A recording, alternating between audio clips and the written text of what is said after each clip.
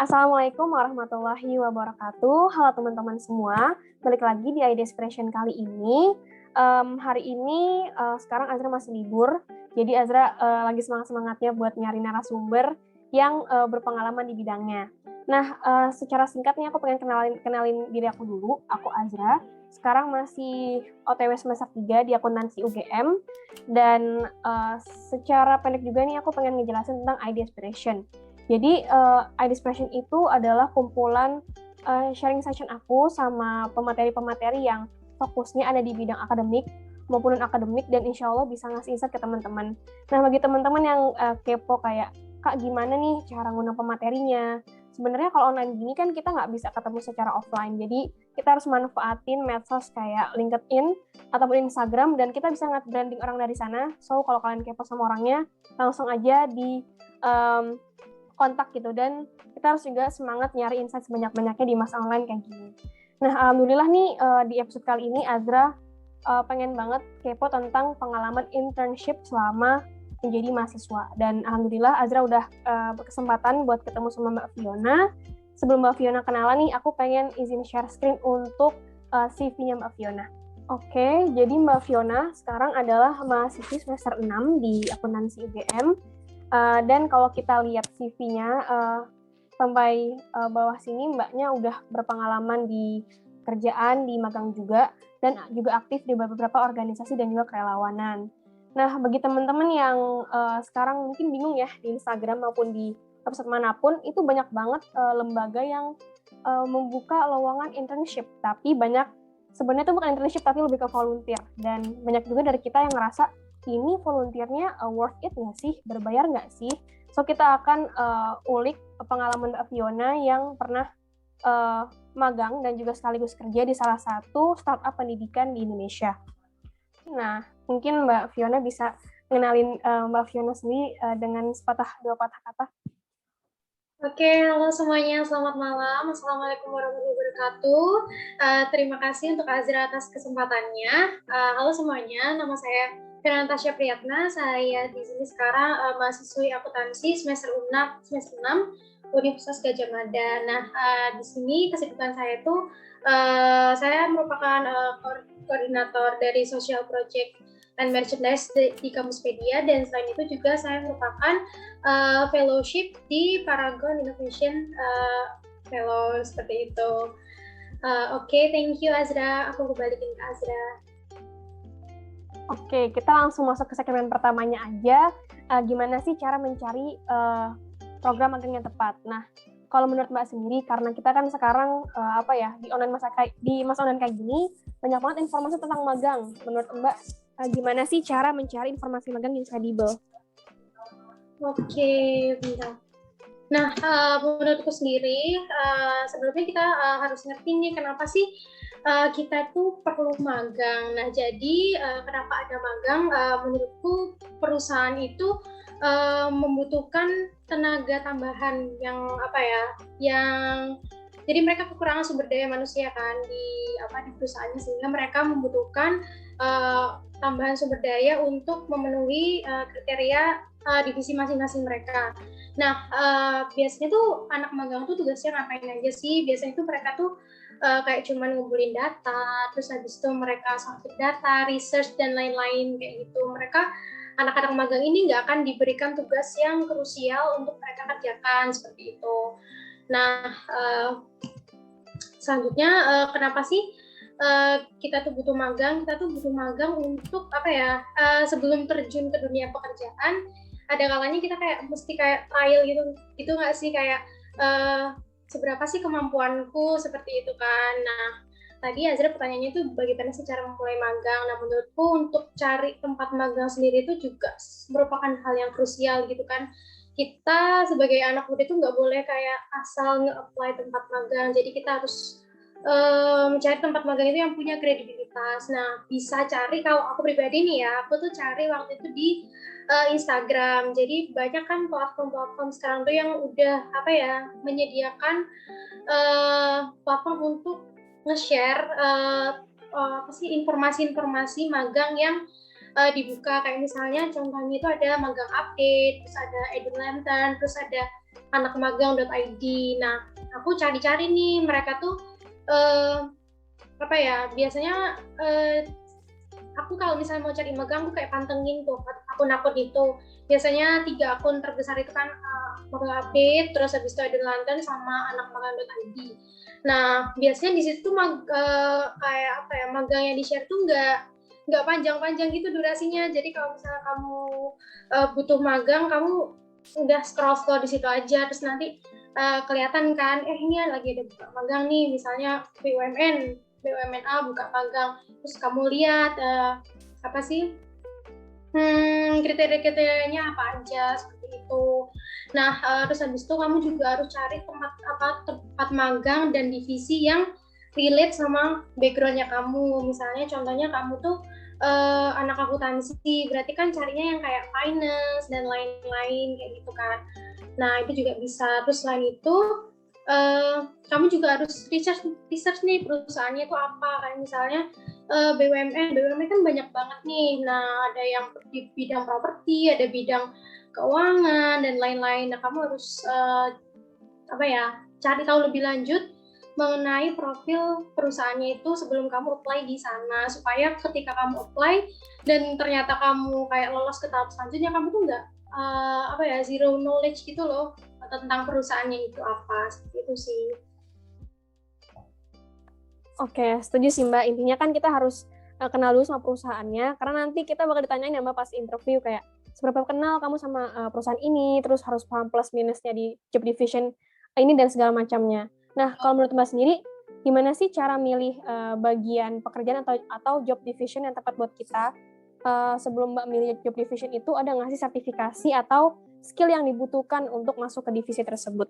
Untuk job divisi sendiri, nah kamu tuh tertariknya di bidang apa? Tadi tuh kalau menurutku pribadi itu ada 2, tergantung backgroundmu apa dan tergantung passionmu apa. Kalau dilihat dari background sendiri, sebenarnya backgroundku adalah akuntansi, berarti harusnya relate-nya ke bagian finance, terus accounting, auditing, dan lain-lain seperti itu kan. Cuman passionku itu adalah bukan di bidang akuntansi seperti itu. Jadi passionku tuh mungkin lebih ke digital marketing, lalu ada product development, bidang sosial yang seperti itu kan. Nah, aku lebih memilih cari magang yang sesuai dengan passionku, nantinya aku ingin bekerja di tempat seperti apa. Nah, kayak gitu. Jadi untuk divisi sendiri, untuk divisi yang mereka buka, aku milih yang sesuai passion aku dan sesuai dengan organisasi-organisasi yang sudah aku ikuti. Kan selama masa kuliah kita penting nih untuk ikut organisasi juga kan, untuk nambah skill komunikasi kita, untuk nambah pengalaman kita. Nah, selama organisasi itu aku milih satu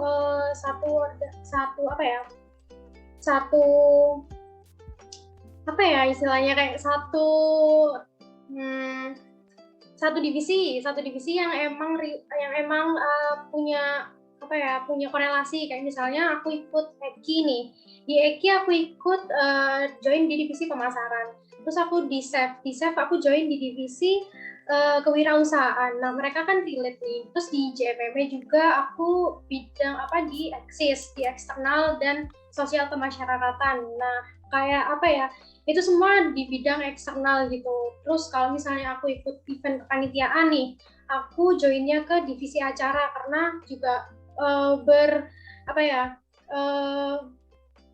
ke pihak eksternal seperti itu kan. Nah, ketika aku memilih divisi di tempat magang, aku cari yang sesuai dengan background yang sudah aku kumpulkan nih, kayak pengalaman-pengalaman yang aku kumpulkan tuh apa aja sih yang relate gitu kan. Nah, kebetulan aku pengen daftar di product development. Aku cari tahu nih product development itu apa sih gitu. Oh, ternyata product development ini divisinya di Kampuspedia untuk membuat tema kelas, terus habis itu cari pembicara, terus habis itu bikin dan lain-lain seperti Azra sekarang ini gitu. Product development tuh kurang lebih seperti itu, kayak divisi acara gitu lah istilahnya. Nah, kan cocok nih sama pengalaman-pengalaman aku. Nah, ya udah aku apply di sana dan ternyata alhamdulillah penugasan juga sama kayak penugasan yang ada di divisi acara dan lain-lain, cocok. Terus habis itu ya udah aku apply dan alhamdulillahnya keterima gitu sih. Jadi ada 2 yaitu tergantung passion kamu dan tergantung background kamu seperti apa gitu. Setuju banget Mbak, berarti hal yang relate sama kita itu misalnya kalau kita di organisasi nih, kita suka banget sama desain, kita juga ada di divisi Medinfo gitu ya misalnya, ya memang harus diarahkan ke hal-hal yang kita suka. Kalau misalnya seperti misalnya public speaking, kita suka MC, suka jadi orang yang menjembatani antar pemateri sama acara, itu ya fixnya jadi public relation dan lain-lain. Jadi memang harus ditekuni dan harus pede juga ya Mbak sama skill yang kita punya. Nah, teman-teman juga banyak yang nanya nih Mbak, gimana sih teknis atau prosedur magang secara singkat? Apakah Mbak tuh sebelum magang dikasih kayak guideline atau workshop seperti itu? Nah itu tadi ketika kita udah milih nih perusahaan A, aku pengen daftar perusahaan A. Nah itu aku kayak stalkerin nih perusahaan itu apa aja sih persyaratan requirement-nya. Biasanya kalau ini secara general aja perusahaan-perusahaan tuh yang pertama itu mereka ada tahapan seleksi berkas. Nah seleksi berkas tuh biasanya kita diminta kayak kumpulin CV sama transkrip nilai. Kalaupun kalian punya portofolio, bisa tuh juga dikumpulin portofolionya kalian. Nah setelah itu kalau misalnya seleksi berkas lolos, baru ke tahapan penugasan gitu. Di tahapan penugasan nih nanti kita dikasih tugas sesuai dengan divisi yang kita pilih gitu. Terus selain itu, setelah tahap penugasan, kalau misalnya nanti lolos lagi, beberapa perusahaan itu ada yang menerapkan FGD. Jadi ini nggak semua perusahaan, cuman di beberapa perusahaan besar itu menerapkan FGD supaya ngelihat ini kalau kamu bekerja dalam tim itu seperti apa sih gitu kan. Nah selain itu setelah FGD biasanya kalau sudah lolos baru ke tahap interview. Nah setelah interview tuh baru deh itu tahap terakhir yang memang menentukan kamu ini emang yang dicari oleh perusahaan atau bukan sih. Kalau untuk guideline, workshop, dan lain-lain, beberapa perusahaan ada yang menyelenggarakan kayak webinar gitu untuk tanya jawab seputar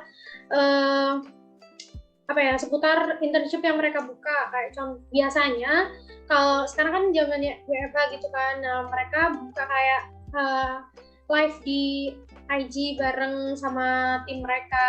Terus ada juga yang memang sengaja membuka webinar supaya orang-orang tuh lebih curious gitu loh tentang internship yang mereka buka itu seperti apa gitu. Siap-siap, berarti memang harus dari kitanya dulu ya Mbak yang riset tentang pembagian tugas di sana, dan kita juga harus tahu nih kita tuh capable di mana, pressure-nya seperti apa, dan lain-lain. Nah, kalau menurut Mbak sendiri, untuk menjadi seorang internee nih, aku kan pernah ikut seleksi jadi internee di salah satu perusahaan jurnalistik, tapi swasta di Indonesia, nggak begitu populer, cuman dia memang famous di bidang apa ya, pemaparan fakta-fakta gitu deh Mbak tentang kondisi yang ada sekarang. Nah, aku rasa aku juga udah punya cukup waktu, udah niat juga nih buat daftar intern, tapi sayangnya nggak keterima. Menurut Mbak sendiri, seberapa ketat sih pesaing dari program internship yang ada sekarang? Menurutku itu masing-masing harus kembali ke perusahaannya ya. Perusahaan itu seperti apa. Menurutku sendiri karena sekarang tuh WFH, orang-orang tuh bingung juga nggak ada kerjaan mau ngapain. Sedangkan saingan kita itu nggak cuman hanya mahasiswa, bahkan fresh graduate itu juga mereka yang nganggur mereka akan cari magang. Lalu orang-orang yang memang pengen alih profesi, misalnya mereka dari awal dari finance tiba-tiba mereka pengen ke desain analis gitu kan. Nah, mereka akan berhenti dan mereka juga akan cari magang yang relate sama bidang yang mau mereka tuju. Nah, jadi pesaing kita tuh nggak hanya mahasiswa, tapi juga ada fresh graduate, ada job seeker, dan lain-lain. Jadi menurutku dalam mencari magang tuh sama ketatnya dalam hal kita mencari kerja gitu. Itu sih kalau menurutku. Oh ya, berarti aku memang lupa cek ombak sih ya Mbak. Aku kira kan karena usianya kayak sebatas mahasiswa S1, ternyata pesaing kita juga banyak guys, karena sekarang kan menjadi tantangan terbesar untuk mencari kerja, jadi orang-orang lebih fokus untuk melatih skill lewat program internship. Jadi kalau kalian benar-benar niat untuk daftar sebagai internee, emang harus punya bekal yang membedakan kalian, menspesialkan kalian daripada pesaing yang lainnya. Nah, menurut Kak sendiri, kenapa sih lebih efektif kalau kita magang di semester 5 atau 6 daripada tahun-tahun sebelumnya? Apa Mbak ada tips and trick buat teman-teman nih? Baiknya mahasiswa itu mulai magang kapan sih? Balik lagi ke yang tadi, di persaingan kita itu nggak hanya mahasiswa, tapi ada job seeker sama fresh graduate. Nah, makanya itu kenapa idealnya kita tuh magang di semester-semester 5 ataupun 6, karena menurut perusahaan kita tuh sudah cukup pengalaman akan organisasi, pengalaman sama apa ya, di transkrip nilai kita itu udah banyak nilai yang bisa mereka lihat gitu loh. Jadi kan kayak nih, biasanya transkrip nilai itu dilihat untuk kayak melihat si kandidat ini tanggung jawab nggak sih sama kuliahnya, kayak gitu biasanya kalau untuk transkrip nilai. Nah, magang ideal tuh di semester 5 atau 6 gitu tadi, karena menurut perusahaan kita sudah cukup pengalamannya gitu.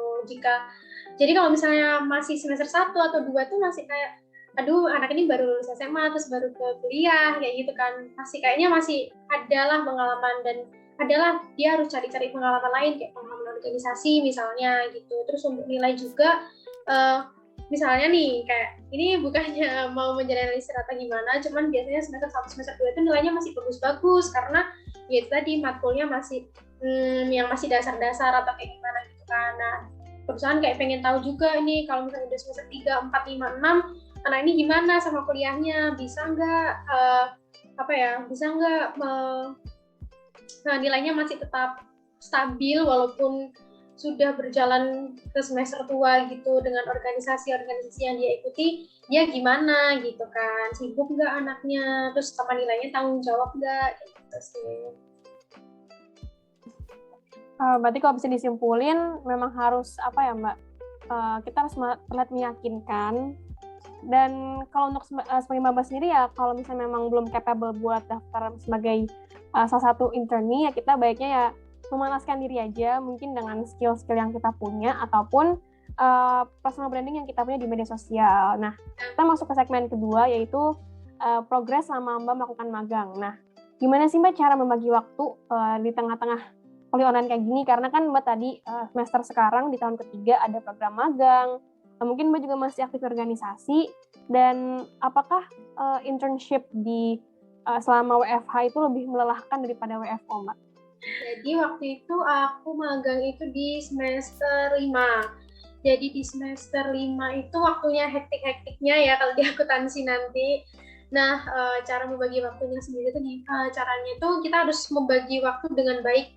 Jadi antara waktu belajar, waktu ngerjain tugas, sama waktu magang tuh harus semuanya seimbang. Nah, kebetulan di tempat magang aku tuh kontraknya adalah 20 jam kerja per minggu. Jadi aku nggak dibatasin harinya itu aku harus kerja hari apa aja, pokoknya yang penting aku 20 jam per minggu itu semua terpenuhi.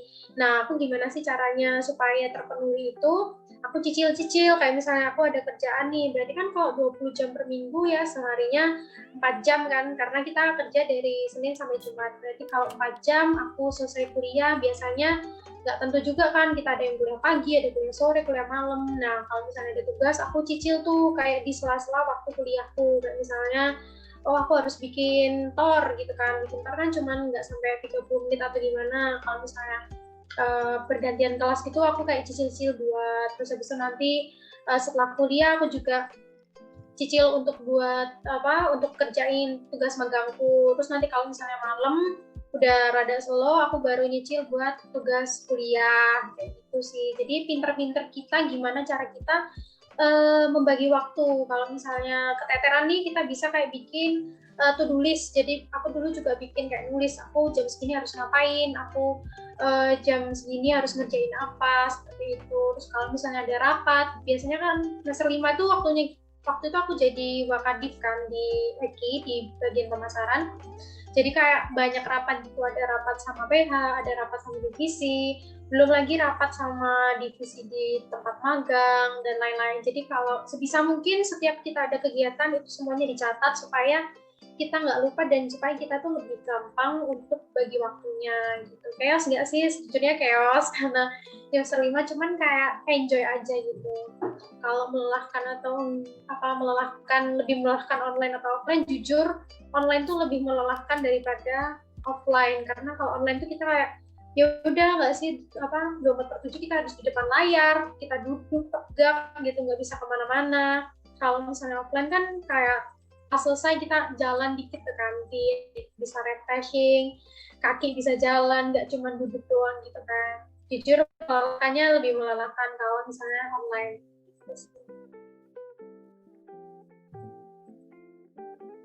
Kalau Mbak sendiri sekarang kan udah jadi worker di Kamuspedia. Kalau Mbak sendiri selama intern sampai jadi worker sekarang, Mbak itu paid atau unpaid? Jadi kalau di Kamuspedia itu kebetulan paid internship, tapi juga walaupun paid itu kamu nggak bisa berharap yang dibayar banyak banget gitu, karena gitu lagi kita hanyalah anak magang kayak gitu kan. Nah setelah part time baru lebih gitu bayarannya gitu. Jadi aku paid internship. Tadi harus semangat ya teman-teman, dan harus pilih-pilih kira-kira mana sih yang menjadi prioritas teman-teman, ataukah cuannya aja, atau benar-benar pengen pengalaman, atau pengen jadi volunteer sejati. Jadi tergantung tujuan kalian. Nah, kalau selama Mbak jadi intern dan worker di Kamuspedia, Mbak ada nggak sih mentor, trainer yang menginspirasi Mbak di tempat internship-nya? Kalau misalnya mentor sendiri atau trainer itu aku di Kamuspedia pasti ditaruh di suatu divisi kanan. Di suatu divisi itu ada koornya nih. Nah, koor di Kamuspedia itu nggak hanya koor, itu semua koor, bahkan co-founder atau koor PSDM itu semuanya sangat-sangat menginspirasi. Jadi mereka tuh kalau misalnya kamu nggak tahu, kamu ya tanya aja. Kalau tanya itu akan langsung dibimbing gitu loh. Karena kita tadi anak magang sama sama worker di sana itu bedanya adalah kalau anak magang kamu bebas bertanya, karena ya tadi kamu hanyalah anak magang gitu kan. Kecuali kalau kamu udah part-time tapi kamu masih tanya terus kayak, loh kamu ini digaji tuh apa gitu kan. Jadinya semua di sana itu, semua orang-orang di sana itu menginspirasi, semua orang-orang di sana itu hebat dan patut diapresiasi gitu sih. Nah, next part ini Mbak, mungkin kan mungkin memang magang itu perlu effort dan juga hadiahnya besar lah ya, pengalaman dan juga bisa memperindah CV kita. Kalau Mbak sendiri, apa sih menurut Mbak ups and down selama magang, kelebihan dan juga hambatan yang Mbak hadapi selama jadi intern di sana? Kalau misalnya kelebihan, banyak banget yang aku dapat selama magang.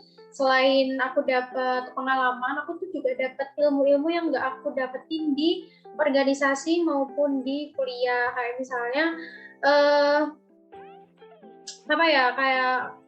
di organisasi dapat sih, cuman lebih banyak organisasi di dunia kerja. Biasanya kalau dunia kerja itu hubungan itu sama uang.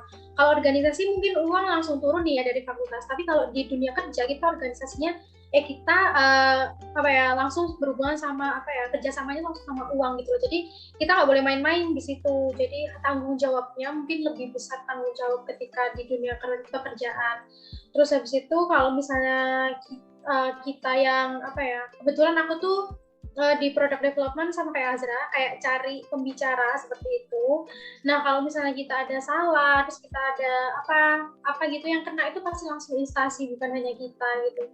Nah kita juga kalau misalnya ada salah itu langsung nama kita tuh langsung turun gitu loh, karena ya kita yang menghubungi gitu kan. Nah terus instansi juga jadi jelek, jadi mungkin tanggung jawabnya lebih besar gitu. Terus tadi pertanyaannya Azra apa lagi, maaf? Mungkin ini sih Mbak, tadi kan Mbak bilang tanggung jawabnya lebih besar. Selain tanggung jawab yang besar itu, value apa sih Mbak yang Mbak dapatin di internship dibanding organisasi ataupun mungkin kegiatan kerelawanan lainnya?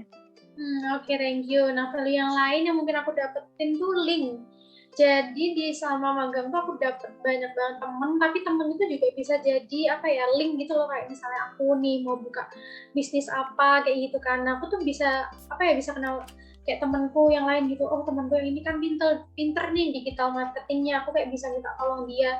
Gimana sih caranya kayak bikin konten yang baik gimana gitu kan. terus habis itu gimana sih cara bridging konten, gimana sih caranya soft selling sama hard selling kayak gitu kan. Nah itu aku value yang aku dapetin tuh link, selain itu value di diriku juga itu naik gitu loh. Jadi kan aku keren nih kayaknya majang, aku pernah intern di sini kayak gitu. Jadi value di dalam diriku tuh juga naik karena aku ikut magang kayak gitu. Terus juga aku dapat pengalaman kerjaan. Nah kalau misalnya kita udah lulus, kita mau cari kerja, perusahaan tuh prefer orang yang udah punya pengalaman sebelumnya. Jadinya aku bisa lebih tinggi nilainya daripada orang lain yang belum punya pengalaman apa-apa karena mereka nggak ikut magang gitu. Setuju Mbak, soalnya memang kita harus punya pembeda antara kita sama yang lain, dan tentu pengalaman tuh memang harus dibiarkan oleh lelah, tapi memang bakal jadi value yang luar biasa buat kita. Nah, kita akan langsung ke segmen segmen terakhir tentang motivasi dan juga closing statement dari Mbak Fiona. Nah, sekarang ini Mbak ada wishlist nggak sih nanti di tahun depan atau tahun ini mau magang di mana atau mau kerja di mana? Oke, thank you Azra untuk pertanyaannya. Kalau aku wishlist sendiri, jujur untuk 6 bulan ke depan ini aku belum ada keinginan untuk magang di mana-mana karena masih bersama Kampuspedia dan juga bersama Paragon untuk mengerjakan project. Jadi untuk sampai akhir tahun ini aku masih belum ada bisnis karena aku masih mengerjakan projectku bersama Kampuspedia dan bersama Paragon. Tapi insya Allah untuk kedepannya aku pengennya kerja di BUMN sih mungkin, karena ya menurutku lebih stable aja kalau BUMN gitu kan. Kalau startup aku udah ngerasa ini chaosnya kerja di startup tuh kayak gimana, dan aku ngerasa kayak kayaknya enggak deh gitu. Jadi menurutku aku pengennya untuk setelah lulus nanti pengennya sih ke BUMN gitu. Nah kalau misalnya mau magang, carinya mungkin magang di BUMN juga gitu. Mungkin tadi Mbak juga spill sedikit insight ya, kan sekarang tuh memang banyak teman-temanku yang ngerasa nanti di masa depan nih aku bakal buat startup dan lain-lain, aku bakal kerja di Big Four, aku bakal kerja di kantor-kantor yang ya mungkin perusahaannya sekarang tuh udah viral banget karena kan sekarang lebih terdigitalisasi. Tapi tadi Mbak bilang bahwa kalau di startup itu lebih Mbak, mungkin lebih dinamis ya, saking dinamisnya mungkin Mbak lebih milih BUMN. Nah jadi teman-teman kalau pengen serius nih di tahun ketiganya, pengen nyari magang dan lain-lain, harus tahu nih minus plusnya di startup itu bakal ada apa, di BUMN juga culture-nya seperti apa. Jadi it's okay kalau masih maba dan explore hal-hal kayak gini. Nah, berarti dari Mbak sendiri ada nggak sih Mbak tips singkat untuk memantaskan diri sebelum daftar program magang? Oke, thank you untuk pertanyaannya Azra. Jadi tips dari aku untuk memantaskan diri itu yang pertama, teman-teman harus kenali diri teman-teman dulu. Teman-teman itu plus minusnya itu apa sih? Kalau misalnya teman-teman masih nggak tahu nih plus minusnya di dalam diri teman-teman itu apa, teman-teman bisa tanya ke temennya kayak, kira-kira aku tuh kelebihannya apa sih? Terus habis itu kira-kira aku kurangnya apa? Kalau misalnya teman-teman juga nggak pede, tanya ke temennya, teman-teman bisa nih cek di MBTI itu kan ada nih ya, MBTI itu kan 16 personality, ada yang INFJ, ada yang NTP, ESTP, dan lain-lain gitu kan. Contoh nih, biasanya N itu kan intuitif, terus lawannya sama sensing. Nah, kalau intuitif sendiri tuh berarti kan orangnya, aku nih intuitif, aku nih orangnya nekat, berarti aku nih orangnya inisiatif, kayak gitu. Oh, berarti plusku adalah inisiatif. Nah, tapi minusku tadi, lawannya adalah sensing. Aku tuh orangnya kayak nggak perlu sekitar dan lain-lain seperti itu kan. Nah udah nih ketemu dengan teman-teman ikut tes MBTI kayak gitu sih. Kalau misalnya tips pertama dari aku, teman-teman harus kenali di teman-teman dulu. Yang kedua, teman-teman juga cari tempat magang itu yang kredibel dan sesuai passion atau backgroundnya teman-teman. Kalau misalnya dua-duanya teman-teman nggak minat, jadi gimana ya? Gimana perusahaan itu mau lihat teman-teman, kalau teman-teman aja daftarnya tuh aku mau ngasal lah daftar ini aja gitu, padahal nggak sesuai background dan passion. Jadi perusahaan tuh kayak, lah ini anak relate-nya di mana, dia backgroundnya di akuntansi, terus habis itu biasanya passionnya mungkin organisasinya tuh di bidang eksternal, tiba-tiba daftarnya ke web development, kayak nggak ada korelasinya kan, jadinya kayak ya langsung auto ketolak. Jadi teman-teman harus kenali tempat magangnya dan divisi yang akan teman-teman pilih gitu kan. Nah, habis itu setelah itu teman-teman persiapkan segala kebutuhan yang diperlukan selama proses rekrutmen. Tadi teman-teman harus sering-sering nih stalker perusahaan tempat teman-teman apply magang. Mereka tuh kualifikasinya apa aja sih, apa aja yang harus dikumpulkan. Biasanya ada CV, terus habis itu ada portofolio, dan biasanya juga ada transkrip nilai. Jadi teman-teman harus benar-benar baca sesuai segala yang diminta sama mereka itu seperti apa aja, dan teman-teman harus persiapkan sebaik mungkin. Juga teman-teman setelah itu kalau misalnya nih ada penugasan di tempat magangnya, jangan lupa juga dikerjakan sebaik mungkin. Kalau misalnya mereka mintanya 10 halaman, ya udah kerjakan 10 halaman dengan semaksimal mungkin. Diminta untuk bikin video selama 5 menit, ya udah bikin video selama 5 menit, dan jangan sampai misal teman-teman nih apply 2 divisi, tapi teman-teman karena males sama penugasannya, teman-teman cuma kerjain tugas di divisi yang pertama aja dan nggak kerjain divisi kedua. Di situ perusahaan udah kayak, ya nih orang udah males gitu kan, udah nggak ada semangatnya, padahal baru pendaftaran gitu. Jadi saranku kalau misalnya ada penugasan, semua penugasan dikerjakan dengan baik dan semaksimal mungkin. Jadi teman-teman harus kasih 1 hari khusus untuk mengerjakan penugasan-penugasan itu supaya maksimal. Mungkin tips terakhir, teman-teman harus percaya diri dan yakin dengan kemampuan yang dimiliki teman-teman. Jadi teman-teman nggak usah ngerasa minder, teman-teman yakin aja sama pengalaman dan sama diri kalian masing-masing. Kan tadi udah nemu nih plus minusnya apa, teman-teman udah ngerjain penugasan dengan baik, udah ngumpulin hal-hal yang dibutuhin semuanya, tinggal yakin aja sama diri sendiri gimana sih nanti kalau misalnya proses wawancara dan FGD. Teman-teman yang penting pede aja dulu gitu. Singkat jelas padat ya Mbak, intinya kenal sama diri sendiri dan juga pede, intinya itu aja sih. Dan jangan lupa riset terus, jangan sampai ada yang miss. Dan sebisa mungkin ya Mbak, pas kita dapat udah hampir di sesi yang agak serius seperti wawancara, kita kan nanti bakal ditanyain ya tentang informasi yang kita tahu. Sebisa mungkin nggak gugup, nggak gitu. Harus benar-benar mempersiapkan bekal informasi tersebut. Nah, mungkin untuk mengakhiri sesi podcast kali ini, Mbak ada closing statement berupa motivasi nih buat teman-teman mahasiswa yang mungkin sekarang masih maba atau sekarang masih tahun kedua, tahun ketiga, tahun keempat, buat semangat nih nyari passionnya dan nyari pengalaman intern. Oke, thank you Azra. Nah, closing statement dari aku mungkin untuk teman-teman yang maba, kalian kalau misalnya masih semester 1 sampai 4 gitu, mungkin fokus aja sama organisasi atau sama kuliahnya teman-teman.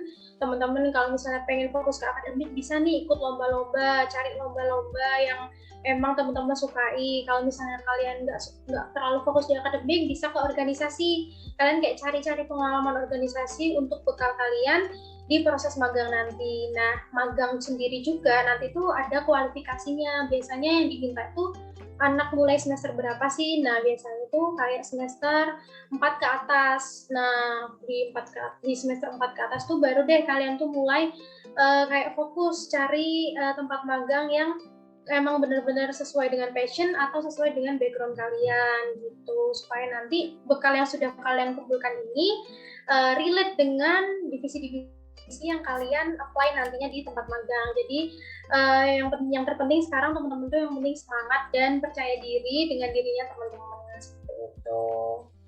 Oke. Mantap banget Mbak. Berarti yang bisa simpulin dari cerita Mbak Fiona adalah pertama kita harus benar-benar kenal sama diri sendiri, karena kan kalau sekarang kita banyak ya Mbak informasi dari teman-teman kita di medsos, kita malah lebih ngeliatin orang lain, sering insecure dan lain-lain, padahal kita sendiri punya potensi gitu ya. Terus yang berikutnya benar-benar serius sama tujuan kita. Ada yang milih kalau sama jadi mahasiswa pengen banget fokus sama akademiknya, ada juga yang ingin membelah diri, dia pengen aktif di organisasi, ada juga yang udah dari sekarang nyicil untuk kerja ataupun magang. Jadi harus benar-benar tahu purpose kita ke depannya. Dan yang terakhir adalah yang jadi kunci tuh pede dan selalu nyoba. Jadi kita nggak akan pernah tahu pengalamannya kalau kita nggak nyoba. Nah, sekian mungkin dari podcast kali ini. Semoga teman-teman dapat banyak insight dari podcast kali ini. Bagi teman-teman yang masih meraba nih di kuliah bakal ada apa, apalagi sekarang kuliah online, banyak-banyakin lah networking dan juga kepo-kepo nih tentang pengalaman orang lain. Entah itu bisa jadi lomba, atau pengalaman magang, pengalaman kerja, pengalaman buka bisnis, dan lain-lain. Nah, sekian dari podcast kali ini. Mohon maaf kalau salah-salah kata. Sekian dari aku dan Mbak Fiona. Sekali lagi terima kasih Mbak Fiona udah ngisi podcast kali ini. Wassalamualaikum warahmatullahi wabarakatuh. Makasih semuanya. Jangan lupa like, comment, share, dan subscribe konten aku. Karena kedepannya aku bakal upload banyak hal tentang dunia kemahasiswaan, dan nanti bagi temen yang pengen japri Mbak Fiona, aku bakal share kontaknya di description box di bawah ini. Makasih semuanya.